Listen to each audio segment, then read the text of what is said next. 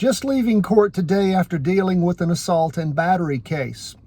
This is a he said, It is a neighbor dispute where you have one neighbor accusing the other, then the other accusing him back, and it just going back and forth with communicating threats and assault charges. Now, I am on the winning end of this case. Why?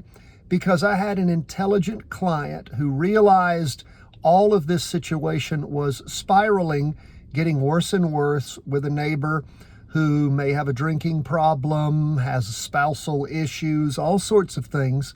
So my client was very intelligent in videotaping the encounters with the individual, documenting the communicating threats and the assault. And again, please remember, in North Carolina, an assault can be as little as drawing your hand back.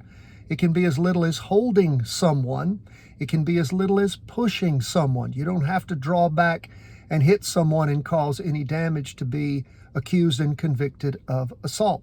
So my client did exactly the right thing. He was very careful to make sure he documented everything, and he saw to it that the charges he took out were reasonable. They were done in a timely manner.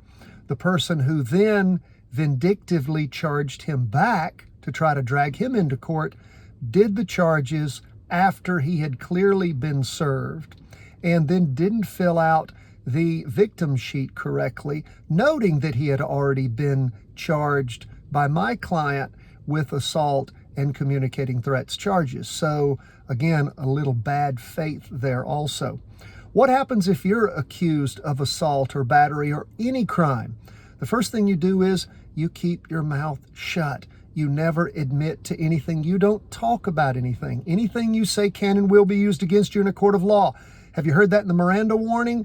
Well, that is true. Anything you say, even something misconstrued by the officer questioning you. If you don't have an attorney who's present when you're talking, and a good attorney in most instances will never let you talk. Again, anything you say is going to be used against you, can be spun potentially in ways you did not mean them, even with a good faith person who's on the other side that hears what they want to hear. Or maybe you misspeak. So guess what? You never run your mouth. You may not be able to get out of the charge that is getting charged, but you can win the case in the end if you just keep your mouth shut.